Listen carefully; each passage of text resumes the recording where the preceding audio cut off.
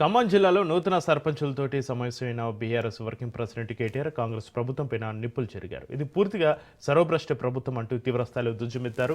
ఖమ్మం జిల్లాకు చెందిన 3 మంత్రులు 30% కమిషన్లు దండుకుంటున్నారని, ఇక్కడ 30% ట్యాక్స్ రాజ్ నడుస్తుందని సంచలన ఆరోపణలు చేశారు. అలేవిగాని హామీలు ఇచ్చి అబద్ధాలు చెప్పి అధికారంలోకి వచ్చిన కాంగ్రెస్ నేతలు ప్రజలను మోసం చేశారన్నారు. అందరినీ మోసం చేసిన ప్రభుత్వం ఒక మంత్రి కాదు, మీ జిల్లాలో అందరు మంత్రులు 30% నడిపిస్తున్నారు. బి ట్యాక్స్ 30%, ఇక్కడ పక్కన పి ట్యాక్స్ బాంబులేటి మంత్రి గారికి ఆయన ట్యాక్స్ కూడా 30%. ఏ భూమి ఆయన దగ్గర పోయినా 30% నాకు ఇచ్చేయమని అడుగుతున్నాడు బాంబులేటి గారు. అట్లాగే ఇక్కడున్న తుమ్మల గారు కూడా ఆయన కూడా అదే పనిలో ఉన్నాడు. ఎవరికి వాళ్ళు ముగ్గురు ఇవాళ ఏ ఒక్కరు కూడా జిల్లాకి పనికొచ్చే ఒక్క పని కూడా చేయడం లేదు. ముగ్గురు మోసగాళ్ళు మొనగాళ్ళు కాదు. అసలైన నాయకుడు ఎవడా అంటే అలీబాబా పైన ఉన్నాడు. ఇక మీరు చూస్తూనే ఉన్నారు ఆయన కథ. అయితే ఏం జరిగింది ఏం ఒరిగింది తెలంగాణకి అంటే ఎగవేతలు, కూల్చివేతలు, పేల్చివేతలు, ఈ 3 తప్ప పీకిందేమీ లేదు. ఎన్ని హామీలు ఎగ్గొట్టారు. కౌలు రైతుల సంఖ్య చాలా పెద్ద ఎత్తున ఉంటుంది. ఆ రోజు రేవంత్ రెడ్డి పిసిసి అధ్యక్షుడిగా ఉత్తరాలు రాసినాడు కౌలు రైతులకి. కేసీఆర్ గారు భూ యజమానులకే ఇస్తున్నారు రైతు బంధు, మీరు నాకు అవకాశం ఇవ్వండి, ఖమ్మం జిల్లా నుండి నాకు 9 సీట్లు ఇవ్వండి. ఇచ్చినట్టయితే 22 లక్షల మంది కౌలు రైతులకి నేను ఇస్తాను రైతు బంధు అంటూ ఆ రోజు రేవంత్ రెడ్డి ఉత్తరం రాసినాడు. కేసీఆర్ గారు 2 పంటలకు ఇస్తున్నారు రైతు బంధు, నేను 3 పంటలకు ఇస్తా అన్నాడు. కేసీఆర్ గారు 10,000 ఇస్తే ఎకరానికి నేను 15,000 15,000 రూపాయలు ఇస్తానని చెప్పాడు. 12,000 కుదించి అది కూడా ఇప్పటికి ఇచ్చింది ఒక్కసారి. మళ్ళీ ఇప్పుడు సంక్రాంతి పండుగ రాబోతా ఉంది. మరి ఇప్పుడు వేస్తారో వేయరో ఎవరికి తెలియదు. 2 ఏళ్ళు బూతు మాటలు తప్ప ఏమన్నా ఒక్క మంచి పని ఎవరికోసమన్నా ఒకరికని చేసింటే దయచేసి చెప్పమని నేను అడుగుతా ఉన్నా. ఇవాళ బూతు మాటలు అంటే చండాలమైన మాటలు, నాకు ఇష్టం ఉండదు కానీ తప్పట్లేదు. దరిద్రంగా ఆయన మాట్లాడుతుంటే మాకు ఎదురుగా ఉన్న మాకు రక్తం ఉడుకుతా ఉంది. సరే, కేసీఆర్ గారు 10 ఏళ్ళు ప్రజల చేత ఎన్నుకోబడ్డ ముఖ్యమంత్రి కేసీఆర్ గారు. తెలంగాణకు ఎన్నో అపురూపమైన అద్భుతమైన ప్రాజెక్టులు ఇచ్చినవాడు కేసీఆర్. తెలంగాణకి దేశ స్థాయిలో గౌరవం తెచ్చిపెట్టినవాడు కేసీఆర్. ఇవన్నీ కరెక్టే, మన పార్టీ అధ్యక్షుడిగా కూడా కేసీఆర్ కరెక్టే. కానీ ఇవన్నిటికి మించి మా నాయన కదా, మా నాన్న కదా.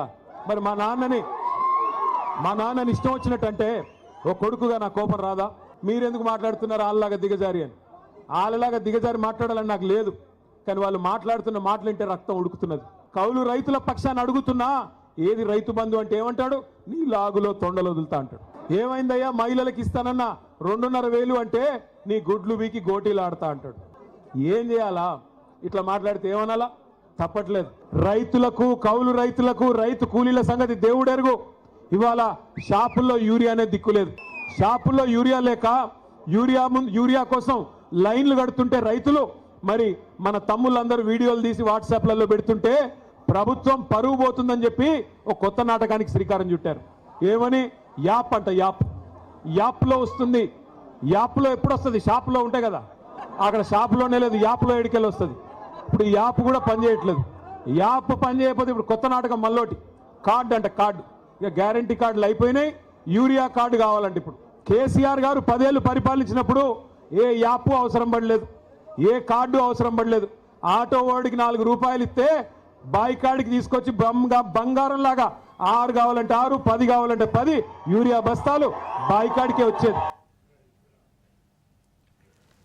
ఖమ్మం జిల్లాలో వైసీపీ జెండాలు రెపరెపలాడాయి. కేటీఆర్ పర్యటనలో వైసీపీ జెండాలు కనిపించాయి. జిల్లా సరిహద్దు నాయకన్గూడెం నుంచి ఖమ్మం బయలుదేరిన బైక్ ర్యాలీలో వైసీపీ జెండాలు రెపరెపలాడాయి. కేటీఆర్ టూర్లో వైసీపీ జెండాల ఇష్యూ రాజకీయ వర్గాల్లో చర్చనీయాంశంగా మారింది.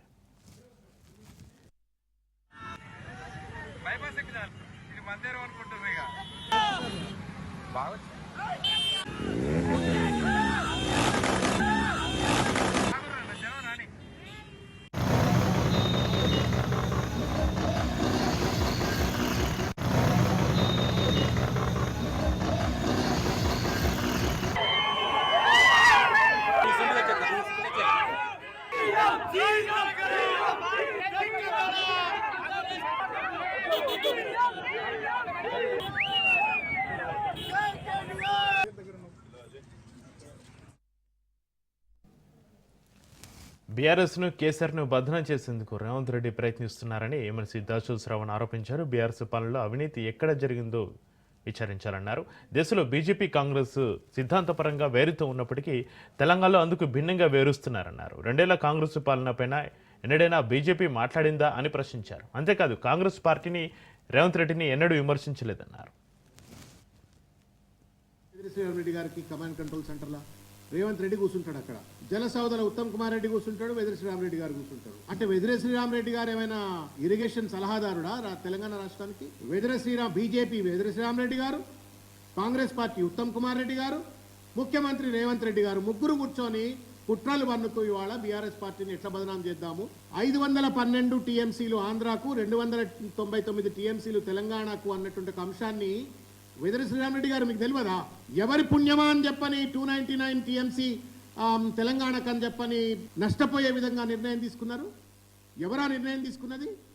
స్టేట్ రీఆర్గనైజేషన్ యాక్ట్లో కూడా అదే 299 టీఎంసీ రాసింది. వెదిరి శ్రీరామరెడ్డికి తెలుసా తెలియదా? తెలిసి కూడా తెలియనట్టు నటిస్తుండా. ఇవాళ తెలంగాణ కేవలం 299 టీఎంసీలతో సతమతం అవుతూ అష్టకష్టాలకు గురవుతూ ఇబ్బందులకు గురి కావడానికి కారణం ఆనాటి కాంగ్రెస్, ఆంధ్ర కాంగ్రెస్ ప్రభుత్వం, కిరణ్ కుమార్ రెడ్డి గారు. కేసీఆర్ కొట్లాడలేదు అని చెప్పని చిల్లర మల్లరగా మాట్లాడటం ఎంతవరకు న్యాయం అని చెప్పని ఇవాళ నేను అడుగుతా ఉన్నాను. కేసీఆర్ గారు కృష్ణా జలాల్లో దాదాపు 50% రేషియో ప్రకారంగా 512 వర్సెస్ 299 కాదు 50% ఇవ్వాలని చెప్పని 28 లేఖలు రాసినారు. ఇవన్నీ వదిలిపెట్టి పొద్దున్న లేస్తే ఓడిపోయినటువంటి ఒక కేసీఆర్ గారి పైన పడి ఏడటంలో ఏం ఔచిత్యమో ఏం విజ్ఞతనో బీజేపీ వాళ్ళు తలుపు పెట్టుకుంటారు. మంతం చేస్తారు కదా, చాలా మంతం చేస్తారు బీజేపీ వాళ్ళు, చాలా మీటింగ్లు పెట్టుకుంటారు.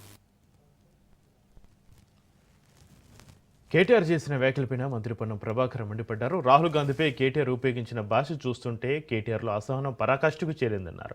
వరుస ఓటములతోటి సహనం కోల్పోతున్న కేటీఆర్ రాహుల్ గాంధీని విమర్శిస్తే పెద్దొన్ని అవుతారని అనుకుంటున్నారని విమర్శించారు. ఇలాంటి భాషతోటి కేటీఆర్ తన గౌరవాన్ని పోగొట్టుకుంటున్నారని, ఇకనైనా రాహుల్ గాంధీని ఈ రకమైన విమర్శలు మానుకోవాలని పొన్నం హెచ్చరించారు. గాంధీ గారిని ఆ భాషలో విమర్శిస్తా ఉన్నాడంటే కేటీఆర్ గారి అసహనం పరాకాష్ఠకు చేరింది. అసహనములో ఓపికను కోల్పోయి నీ ఓటముల పరంపర కొనసాగే సందర్భంలో రాహుల్ గాంధీ గారిని విమర్శించడం ద్వారా పెద్దోడు అవుతున్నాం అనుకుంటున్నాం. రాహుల్ గాంధీ గారి కుటుంబం త్యాగాల కుటుంబం. ఈ దేశ స్వతంత్రం కోసము, తదనంతరం దేశం కోసం, ఐక్యత కోసం ప్రాణాలు అర్పించిన కుటుంబం. రాహుల్ గాంధీ గారి మనసుకు సంబంధించిన విషయంలో ఇటువంటి భాష వాడి గొప్పవాడివి కావు, నీ యొక్క గౌరవాన్ని పోగొట్టుకుంటున్నావు కేటీఆర్ గారు. రాహుల్ గాంధీ గారిని ఈ విధంగా విమర్శించడం మానుకో. రాజకీయాల్లో ప్రతి విమర్శలు ఉంటాయి, కానీ ఈ విధంగా భాషను ఉపయోగించుకొని మీ యొక్క అసహనాన్ని, మీకు ఉండబడేటువంటి ఫ్రస్ట్రేషన్ను చూపించే ప్రయత్నం చేస్తారు. ఇది మంచిది కాదు. జాగ్రత్త. రాహుల్ గాంధీ గారిని మరొకసారి ఈ విధంగా వ్యవహరించినట్టయితే తప్పకుండా ఇప్పటికే ప్రజలు అనేక సందర్భాల్లో బుద్ధి చెప్పారు. మళ్ళా ప్రజాస్వామ్యం ద్వారా అనేక సందర్భాల్లో బుద్ధి చెప్పడానికి సిద్ధంగా ఉంటారు. మంచిది కాదు కేటీఆర్ గారిని హెచ్చరిక చేస్తా ఉన్నాం. ఖమ్మం మున్సిపల్ కార్పొరేషన్కు చెందిన పలువురు కార్పొరేటర్లు కాంగ్రెస్ పార్టీలోకి చేరారు. మంత్రి తుమ్మల నాగేశ్వరరావు ఆధ్వర్యంలో బీఆర్ఎస్ నుంచి కాంగ్రెస్లో చేరిన కార్పొరేటర్లను సీఎం రేవంత్ రెడ్డి కండవ కప్పి పార్టీలోకి ఆహ్వానించారు. బీఆర్ఎస్ కార్పొరేటర్లు సిహెచ్ లక్ష్మి, చంద్రకళ, సరస్వతి, అమృతమ్మ, శ్రావణి ఇటీవల సీఎంను మర్యాదపూర్వకంగా కలిశారు.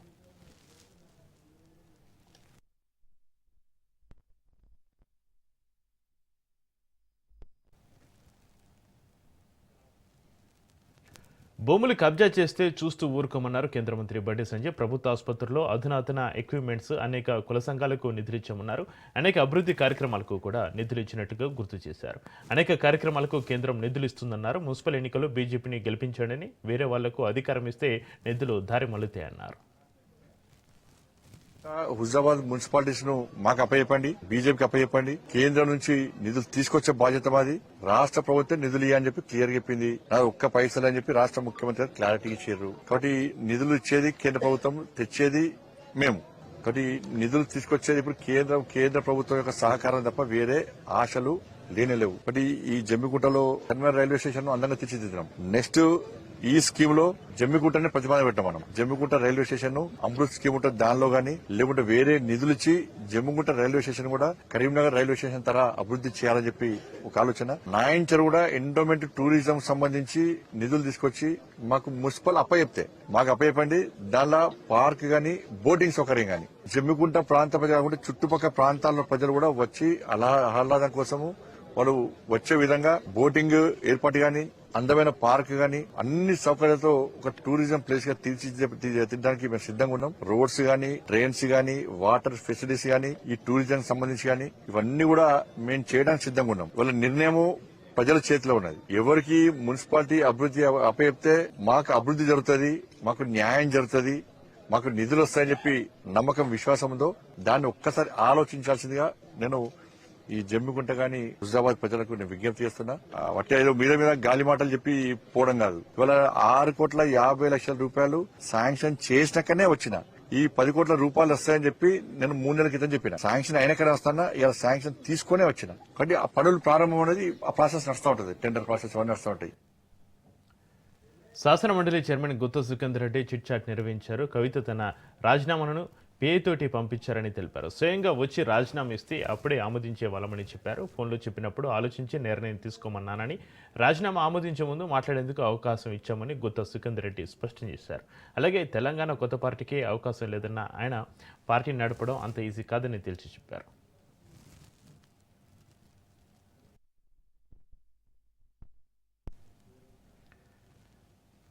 ఫోన్ ట్యాపింగ్ కేసులో సిట్ దూకుడు పెంచింది. కుక్కడపల్లి ఎమ్మెల్యే మాధవరం కృష్ణారావుకు సిట్ నోటీసులు ఇచ్చింది. మాధవరం కృష్ణారావు కుమారుడు సందీప్ రావుకు నోటీసులు జారీ అయ్యాయి. దీంతో సిట్ చీఫ్ సజ్జనార్ తోటి మాధవరం కృష్ణారావు ఫోన్లో మాట్లాడారు. అయితే తన కుమారుడు విదేశాల నుంచి వచ్చాక విచారణకు హాజరవుతాడని సజ్జనార్కు తెలిపారు కృష్ణారావు. ఫోన్ ట్యాపింగ్ కేసు దర్యాప్తులో సిట్ దూకుడు పెంచింది. తాజాగా 2 బీఆర్ఎస్ మాజీ ఎమ్మెల్యేలకు నోటీసులు జారీ చేసింది. గురువారం తమ ఎదుట హాజరు కావాలని నోటీసులో పేర్కొంది. బీఆర్ఎస్ మాజీ ఎమ్మెల్యేలు జయపాల్ యాదవ్, చిరుమర్తి లింగయ్యలకు నోటీసులు జారీ అయినట్లుగా తెలుస్తుంది. ఇప్పటికే ఈ వ్యవహారంలో రాజకీయ నేతలను సైతం సిట్ విచారించడం మొదలుపెట్టింది. 2 రోజుల క్రితం ఎమ్మెల్సీ నవీన్ రావును సిట్ సుదీర్ఘంగా ప్రశ్నించింది. ఇప్పుడు మరో 2 బీఆర్ఎస్ మాజీ ఎమ్మెల్యేలను ప్రశ్నించనుంది.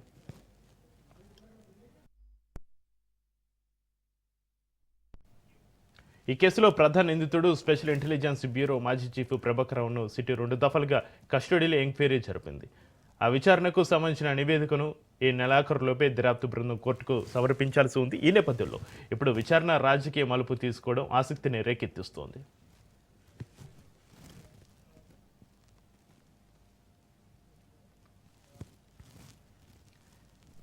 తెలంగాణలో మున్సిపల్ ఎన్నికల నగారం మోగడానికి సమయం ఆసన్నమైంది. రాష్ట్ర అసెంబ్లీలో మున్సిపల్ చట్ట సవరణ బిల్లు ఆమోదం పొందడంతో ఎన్నికల నిర్వహణకు ఉన్న అడ్డంకులన్నీ తిరిగిపోయాయి. తెలంగాణ ప్రభుత్వం 2019 మున్సిపల్ చట్టానికి కీలక సవరణలు చేస్తూ ప్రవేశపెట్టిన బిల్లుకు అసెంబ్లీ పచ్చ జెండా ఊపింది. గతంలో ఓటర్ల జాబితా సవరణకు 60 రోజుల ముందే సమాచారం ఇవ్వాలనే నిబంధన ఉండేది. తాజా సవరణతోటి ఈ 60 రోజుల గడువు నిబంధనను తొలగించారు. దీంతో ఎన్నికల ప్రక్రియను వేగవంతంగా పూర్తి చేసే అధికారం రాష్ట్ర ప్రభుత్వానికి, రాష్ట్ర ఎన్నికల సంఘానికి లభించింది. సంక్రాంతి పండుగకు అటు ఇటుగా ఎన్నికల షెడ్యూల్ విడుదలయ్యే అవకాశం ఉందని సమాచారం. ఫిబ్రవరి 2వ లేదా 3వ వారంలో పోలింగ్ నిర్వహించే అవకాశం ఉంది. బడ్జెట్ సమావేశాలకు ముందే లేదా పాలనాపరమైన ఇతర ఇబ్బందులు రాకుండా ఈ లోకల్ బాడీ ఎన్నికలను పూర్తి చేయాలని ప్రభుత్వం భావిస్తోంది.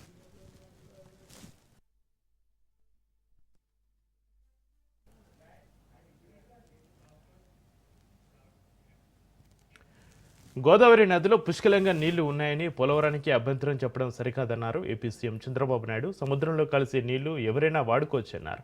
నీటి విషయంలో రాజకీయాలు చేయవద్దని తెలంగాణను కోరుతున్నా అన్నారు. రాజకీయ నేతలు పోటీపడి మాట్లాడడం సరికాదని, అక్కడ ప్రజలు కూడా ఆలోచించాలన్నారు. తెలుగు జాతి ఒకటే, ఇచ్చిపుచ్చుకున్న ధోరణి ఉండాలని సూచించారు. ఇద్దరి మధ్య విరోధాలు పెరిగి ఆనందించే పరిస్థితి రాకూడదన్నారు. భావిద్వేగాలతోటి ఆటలు ఆడడం మంచిది కాదన్న చంద్రబాబు, ప్రజల కోసం రాజకీయాలు చేస్తే మంచిదే అన్నారు. ఆర్టీఎస్లో నీళ్లు రాకుంటే జూరాల నుంచి నీళ్లు తెచ్చి మహబూబ్ నగర్కు ఇచ్చామని, దేవాదుల కల్వకుర్తి తానే ప్రారంభించానన్నారు. దేవాదులను మరింత ముందుకు తీసుకెళ్లండి, ఎవరు వద్దన్నారన్నారు. అన్ని కూడా బాగు చేసి మళ్ళా ట్రాక్ లో పెట్టే పరిస్థితి వస్తే బురదల్లి రాజకీయం చేస్తున్నారు. ఇది నథింగ్ అబౌట్ బురదల్లి రాజకీయం. ఏంటి దానివల్ల 20 టీఎంసీ నీళ్లు ఏమైపోతుంది? ఒక రిజర్వాయర్ లో ఉన్నాయి ఈరోజు 20 టీఎంసీ నీళ్లు. ఇప్పుడు మాట్లాడతారు సిగ్గు కూడా లేకుండా. ఈ సంవత్సరం మేము చేసాం అంద్రినేవా 3,800 కోట్ల రూపాయల అడ్మినిస్ట్రేటివ్ శాంక్షన్ ఇచ్చి 730 కిలోమీటర్లు కెనాల్స్ వెడల్పు చేసి అటు కుప్పం ఇటు మడకసిర నీళ్లు తీసుకెళ్లాం. అది రాజకీయం. అన్ని చెరువులు నీళ్ళు ఇచ్చాం. అది చేయకుండా ఈ చిల్లర రాజకీయాలు ఇలాంటివన్నీ పట్టించుకొని ఎంతో పని బురదలతో అంటుకుంటుందేమో, ఏం అంటుకోదు. చాలా మంది నా మీద బురదలేదని ప్రయత్నం చేశారు. ఆ బురదలో వాళ్ళు కోరుకుపోయారు తప్ప ఏమి కాదు, ఏం జరగదు. కన్స్ట్రక్టివ్ పాలిటిక్స్ చేయండి. మీరు చేయలేని పనులు మా మీద నెపవేసి తప్పించుకునే ప్రయత్నం చేయడం కరెక్ట్ కాదు. ఫైనల్ గా ఒకటే చెప్తున్నా, ఈ ప్రాజెక్టు ద్వారా రాబోయే రోజుల్లో నదుల అనుసంధానం, దేశంలోనే నదుల అనుసంధానం జరగాలని నా కోరిక. దేవాదుల ప్రాజెక్టు గోదావరి పైన, అక్కడి నుంచి నీళ్లు వస్తే పోలవరానికి వస్తాయి. పోలవరం నీళ్లు వచ్చి గోదావరి నుంచి మీరు నీళ్లు తీసుకుంటే నేను అబ్జెక్ట్ చేయకపోతే, మీరు పోలవరం నీళ్లు తీసుకుంటే మీరు అబ్జెక్ట్ చేస్తే మన మీనింగ్ ఉంది. ఇట్లా పైన నీళ్లు తీసుకొని ఎక్కడ పోయారు? మంజీరాకి తీసుకెళ్ళి తప్పలేదు. నేను ఆ రోజు కూడా వెల్కమ్ చేస్తాను, ఇప్పుడు వెల్కమ్ చేస్తున్నా. గోదావరిలో పుష్కలంగా నీళ్లు ఉన్నాయి, కంప్లీట్ చేయండి. నేను ఈ నీళ్లు తీసుకొని ఇంకొంచెం ముందుకెళ్లి పొదుపు చేస్తే ఆ నీళ్లు ఉపయోగించుకుంటే రాయలసీమ కూడా బాగుపడుతుంది. అవసరమైతే మనకు గాని అన్ని కలిసి వస్తే తెలంగాణకు కూడా నీళ్లు ఇవ్వచ్చు. నాగార్జున సాగర్, శ్రీశైలం నీళ్లు పెడితే వాళ్ళు కూడా వాడుకోవచ్చు. అవసరమైతే ఇక్కడ మనం వాడుకున్నప్పుడు నీళ్లు మిగిలితే ఏం చేస్తాం? అవసరమైతే వాళ్ళు కూడా వాడుకునే పరిస్థితి ఉంటుంది. మీరు మంజీరాకు తీసుకున్నప్పుడు నేను వెల్కమ్ చేశాక తప్పలేదు. దేవాదులు ఇంకా ముందుకు తీసుకెళ్ళండి, నీళ్లు తప్పే ఉన్నట్లు ఉండేది. ఏదైతే కృష్ణాలో నీళ్లు తక్కువ ఉన్నప్పుడు పైన కడితే ఇంకా నష్టం. అది ప్రొటెక్ట్ చేసుకుంటూ కృష్ణా డెల్టాని ప్రొటెక్ట్ చేసుకుని గోదావరిని అనుసంధానం చేసుకోగలిగితే రాష్ట్రంలో ఇబ్బందులు లేవు. తెలంగాణలో స్టార్ట్ చేసిన దేవాదుల ప్రాజెక్ట్ నేనే స్టార్ట్ చేశాను, కల్వకుర్తి నేనే స్టార్ట్ చేశాను. Lift irrigation, first Madhava Reddy lift irrigation, highest lift in the country.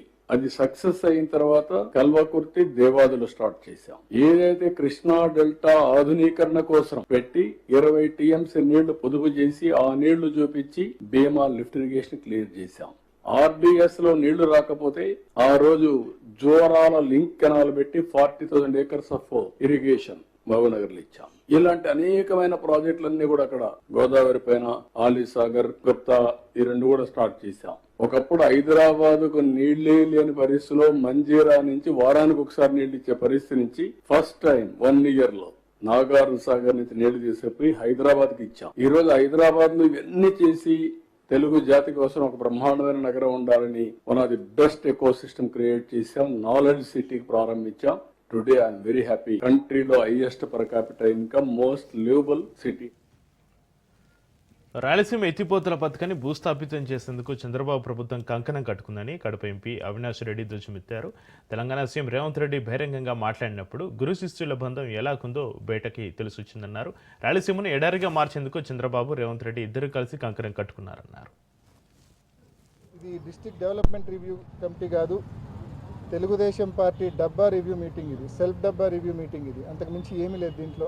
మేము ఈ డిఆర్సీలో ప్రధానంగా మేమందరం కూడా ఒకే మాటగా లేవనెత్తిన అంశము, గడిచిన కొన్ని రోజులుగా రాయలసీమ ఎత్తిపోతల పథకానికి సంబంధించి ఏదైతే పరిణామాలు జరుగుతూ ఉన్నాయో, తెలంగాణ ముఖ్యమంత్రి గారు మాట్లాడిన తర్వాత తాను, ఆంధ్రప్రదేశ్ ముఖ్యమంత్రిగా చంద్రబాబు నాయుడు గారు, మేమిద్దరం క్లోజ్డ్ రూమ్లో కూర్చొని రాయలసీమ ఎత్తిపోతలకు పూర్తిగా సమాధి కట్టేసినాము, పూర్తిగా పనులు ఆపిచ్చేసినామని చెప్పి తెలంగాణ అసెంబ్లీ సాక్షిగా రేవంత్ రెడ్డి గారు ఏదైతే మరి స్పష్టం చేశారో, ఆ మాట చెప్పినప్పటి నుంచి కూడా రైతుల్లో తీవ్రమైన అభద్రతాభావము, ఆందోళన ఉన్నాయి. రైతుల అభద్రతాభావము, రైతుల ఆందోళనను డిఆర్సీ ద్వారా ప్రభుత్వం దృష్టికి తీసుకెళ్లేందుకే మేమందరం వచ్చాం. మరి ముఖ్యంగా ఈరోజు మాకు ఎటువంటి అసలు ఏమాత్రం కూడా మా వాదన వినే పరిస్థితి కూడా అక్కడ కనిపించలేదు. ఈరోజు ప్రతి రైతులో కూడా ఆందోళన ఉంది. వర్షాలు బాగా పడినప్పుడు, శ్రీశైలంలో ఫ్లడ్ డేస్ ఎక్కువ ఉన్నప్పుడు తెలంగాణ పవర్ జనరేట్ చేసిన, తెలంగాణ ఎత్తిపోతల పథకాల్లో నీళ్లు ఎత్తిపోసుకున్నా మనం గ్రావిటీ ద్వారా తీసుకోవచ్చు. ఏది వర్షాలు బాగా పడినప్పుడు, ఫ్లడ్ డేస్ దాదాపు 150-180 రోజులు ఫ్లడ్ డేస్ ఉన్నప్పుడు ఇది సాధ్యం. కానీ ఫ్లడ్ డేస్ తక్కువ ఉన్నప్పుడు మన పరిస్థితి చాలా ఘోరంగా ఉంటుంది. మన ప్రాంతానికి 111 టీఎంసీలు రావాలా.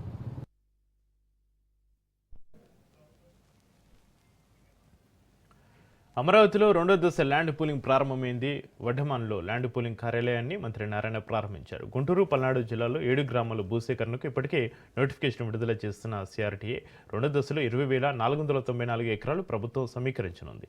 జిల్లా వ్యాప్తంగా పట్టభూమి 16,562 ఎకరాలు, అసైన్డ్ భూమి 104 ఎకరాలు, ప్రభుత్వ భూమి 3,828 ఎకరాలుగా అధికారులు గుర్తించారు.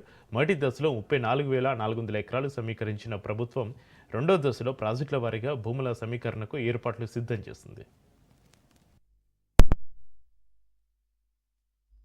వడ్డమాను గ్రామ సభలో గందరగోళం నెలకొంది. రాజధానికి చట్టబద్ధత కల్పించాలని రైతులు డిమాండ్ చేశారు. రైతుల ఆందోళనపైన మంత్రి నారాయణ స్పందించారు. రైతులకు అన్ని విధాలుగా అండగా ఉంటామని హామీ ఇచ్చారు.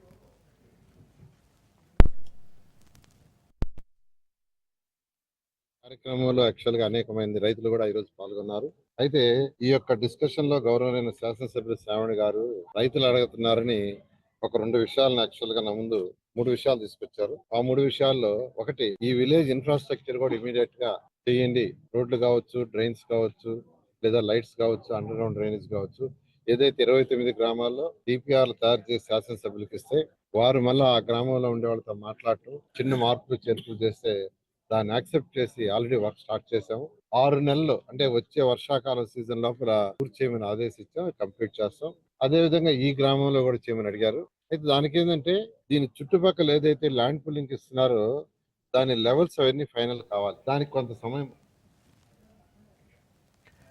ఏపీ అసెంబ్లీ ఎథిక్స్ కమిటీ సమావేశంలో కీలక నిర్ణయం తీసుకున్నారు. వైసీపీ సభ్యులు సమావేశాలకు గైరు హాజరై టీఏడీఏలు క్లెయిమ్ చేయడంపైన సీరియస్ అయింది ఎథిక్స్ కమిటీ. అసెంబ్లీకి రాకుండా వేతనాలు టీఏడీఏలు క్లెయిమ్ చేస్తున్న వారిపైన నివేదిక ఇవ్వాలని అసెంబ్లీ అధికారులను ఆదేశించింది ఎథిక్స్ కమిటీ. ఈ సమావేశాలకు హాజరు కాకుండా 10 మంది వేతనం తీసుకోవడంపైన చర్చించారు. 6 వైసీపీ ఎమ్మెల్యేలు సమావేశాలకు రాకుండా రిజిస్టర్లో సంతకాలు చేసి టీఏడీఏలు క్లెయిమ్ చేశారని కమిటీకి నివేదిక ఇచ్చారు అసెంబ్లీ అధికారులు. హౌసులోకి రాకుండా బయట సంతకాలు పెట్టి టీఏడీఏలు క్లెయిమ్ చేయడంపైన కమిటీ ఆగ్రహం వ్యక్తం చేస్తుంది. వారిని కమిటీ ముందుకు పిలవాలని ఎమ్మెల్యే జ్యోతుల నెహ్రూ కోరారు. వచ్చే సమావేశాలకు హాజరు కాని పక్షులు చర్యలు తీసుకునే అంశాన్ని కమిటీ పరిశీలించాలని నిర్ణయించింది. ప్రతిపక్ష హోదాపైన ఇప్పటికే స్పీకర్ రూలింగ్ ఇచ్చిన విషయాన్ని ప్రస్తావించారు సభ్యులు.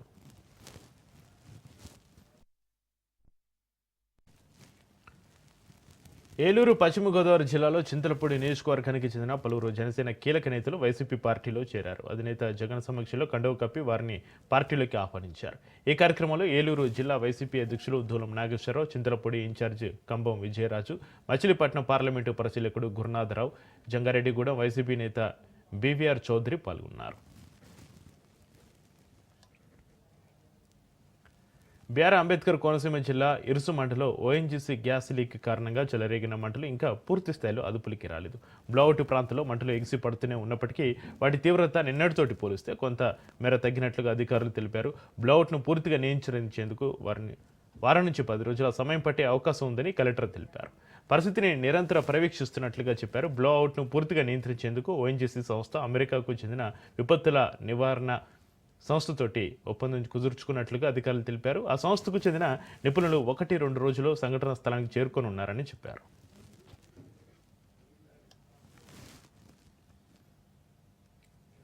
ఐబొమ్మ రవికి నాంపల్లి కోర్టులో చుక్కెదురైంది. అతడి బెయిల్ పిటిషన్లను న్యాయస్థానం కొట్టివేసింది. హైదరాబాద్ సైబర్ క్రైమ్ పోలీస్ స్టేషన్లో నమోదైన 5 కేసుల్లో బెయిల్ ఇవ్వాలని రవి కోర్టును ఆశ్రయించాడు. కేసు ప్రస్తుతం దర్యాప్తు దశలో ఉందని పోలీసులు కోర్టు దృష్టికి తీసుకెళ్లారు. అతడికి విదేశాల పౌరసత్వం ఉందని, బెయిల్ ఇస్తే దేశం దాటి వెళ్లిపోయే అవకాశం ఉందని తెలిపారు. విచారణ జరిపిన న్యాయస్థానం రవి బెయిల్ పిటిషన్లను కొట్టివేసింది.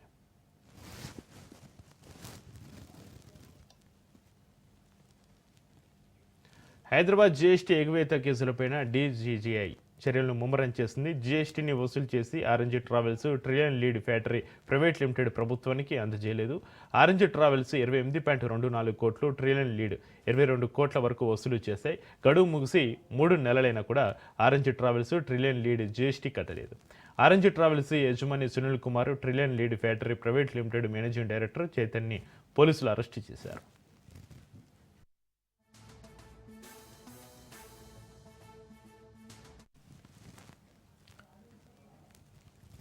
గొర్రె మేక రక్తం సేకరణ కలకలం సృష్టిస్తోంది. ఈ వ్యవహారాన్ని కేంద్ర ప్రభుత్వం సీరియస్గా తీసుకుంది. కాచిగూడలోని సిఎన్కే ఎక్స్పోర్ట్స్ ఇంపోర్ట్స్లో రక్త నిల్వలు బయటపడ్డాయి. బ్లడ్ ప్యాకెట్ను హర్యానాలోని ఒక ప్రైవేట్ కంపెనీకి సిఎన్కే సంస్థ పంపుతున్నట్లుగా గుర్తించారు.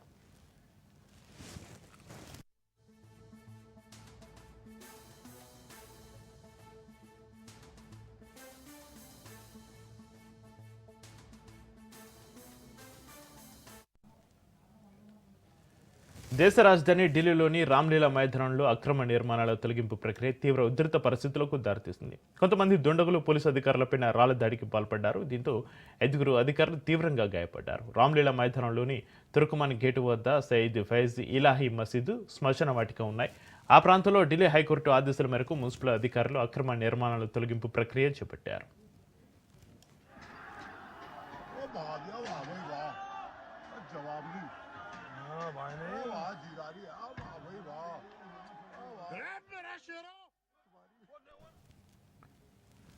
ప్రజలకు ఇబ్బంది కలగకుండా ఉండేందుకు తొలగింపు పనులు మొదలయ్యాయి. తెల్లవారుజామున దాదాపు 20 నుంచి 30 మంది దుండగులు అధికారులపైన రాళ్ల దాడికి దిగారు. దీంతో పోలీసులు టియర్ గ్యాస్ ప్రయోగించక తప్పలేదు. దుండగుల దాడిలో 5 పోలీసులకు తీవ్ర గాయాలయ్యాయి.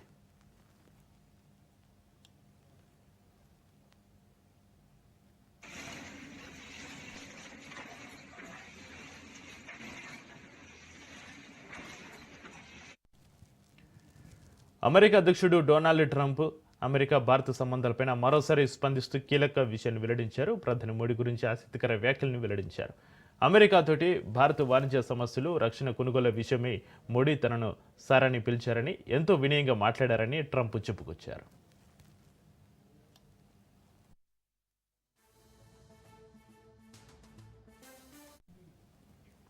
డొనాల్డ్ ట్రంప్ ఒక కార్యక్రమంలో మాట్లాడుతూ అమెరికా నుంచి భారత్ అపాచీ హెలికాప్టర్లను ఆర్డర్ చేసిందని, కానీ గత 5 ఏళ్లుగా భారత్ వాటిని పొందలేదన్నారు. ఈ క్రమంలో ప్రధాని మోడీ అమెరికా పర్యటనలో భాగంగా తనతో మాట్లాడడానికి వచ్చారని గుర్తు చేశారు. ఆ సమయంలో మోడీ నన్ను సార్ అని సంబోధించారన్నారు. సార్ దయచేసి నేను మిమ్మల్ని కలవచ్చా అని వినయంగా అడిగారన్నారు. ఇదే సమయంలో మోడీతోటి తనకు మంచి సంబంధం ఉందని ట్రంప్ చెప్పుకొచ్చారు.